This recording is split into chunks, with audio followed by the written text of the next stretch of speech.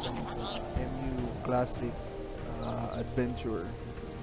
So, ngayong gabi, papakita ko sa inyo kung paano yung mga basic na gagawin pag naglaro ka dito. So, ang maganda kasi dito sa MU Dragon Classic, kasi kahit free to play ka, lahat ng items na nadodonate nakukuha mo lang sa mga boss. Number 1 yan. Yun yung gusto ko dito.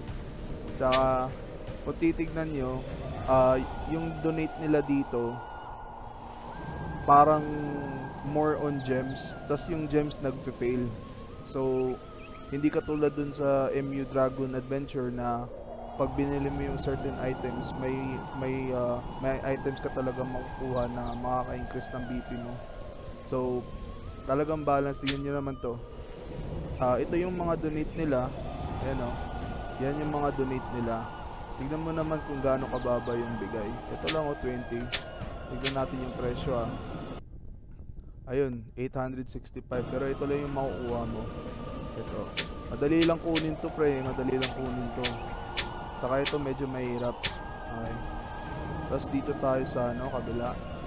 Yan. Yan, ito lang yung mga donate nila. Tignan mo. Devil Square ticket lang. Ano ba to? Ito mga jewels to pag ganito. More on jewels lang talaga yung donate nila. So, parang pero pag sinabi mong donate na item na armor, walang donate na armor masyado. O mali sa pagkakaalam ko, ito lang yung first top up, ito lang yung may equipment na bigay na donate. Ito lang itong stuff tsaka itong wings. So second day na ng server, second day ko na rin naglalaro. So free to play lang ako, wala akong ginastos, zero lahat. Ito yung items ko. Tier 2 na po yan, puro plus 9. Ayan. Sa ranking, sa ranking, number 10 ako. Sa summoner, number 1 ako. Ako yung top 1 sa summoner. Okay. So, yung mga sa trading house naman, ito papakita ko sa inyo paano nyo makita yung mga items na para sa class nyo. Okay. So, ang gagawin mo, punta ka dito sa trading house. Ito, pag pinindot nyo to, parang itong all description. So, pag pinindot nyo to, lahat ng nasa TH, makikita nyo dito.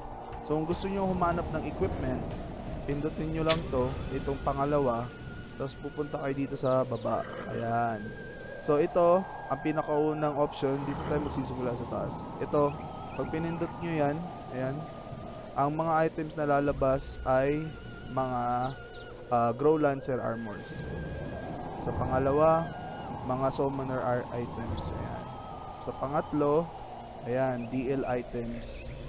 Pangapat, DL items pa rin yan. Panglima, ito, di ko lang alam kung para saan to. So, pindutin nyo lang ito para sa MG yata to eh. Ayan. So, dito naman, elf, dito sa Wiz, ayan. And pang BK, saka taas na lang, ito mga boots and gloves. Okay, so ganun lang yung kung gusto nyo humanap ng armors na para sa character nyo or tugma sa class nyo. So nagtatanong sila kung ano yung next armors. So medyo mahirap na question yun kasi hindi ako masyado familiar sa armors ng Grow Lancer kasi madalas Grow Lancer yung nagtatanong eh. So ang gagawin nyo, punta na lang kayo dito sa ito, second option pa rin. Punta kayo dito sa pinakauna. Ayan, so pang Grow Lancer to eh. Tsaka hanapin nyo yung patulad nito, ayan, yung requirements niya 328, 246. Pag dito naman sa isang pants, 584,438. So ibig sabihin ito mas malakas to at second tier na to ng armors. Ayan. So nasa server 206 kami. Sila Boss Maximus nasa 204 ata kasi kasama ko sila dati. Ayan. So so far, goods na goods dito. Sobrang balance. Kahit yung donator dito, kahit malaki na yung gastos, pinapatay lang ng tatlong F2P, kundi dalawang F2P. Kaya, mas nagustuhan ko dito. Tsaka yung mga armors, walang donate armors. Madalas mga gems lang, mga upgrade items. Yung may pet, yun, may... Ito ata yun, no? Asan ba yun? Hindi ko kasi makita eh. Dito ata. Basta may donate dito na parang tiger. Pero gusto ko makita yung gusto ko ipakita sa inyo yung stats. Wait lang ha. Nandito lang yun eh.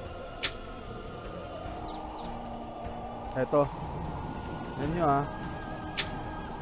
So, kung mapapansin nyo, ito, Taiwanese currency to. Pag nag-spend ka ng 5,000 Taiwanese dollars na ata to, ito makukuha mo. Pero tignan mo yung stats. Ayan. Tinignan ko na yan kanina. Ito, attack lang to. Attack, attack, attack. Tsaka movement speed. Wala nang ibang bigay. Kanina ko sa Dragon MUP, sa Golden Adventure pa to. Sobrang grabe ang stats nito. So, if ever na may tanong pa kayo, mag-leave lang kayo ng comment sa comment section at try ko sasagutin.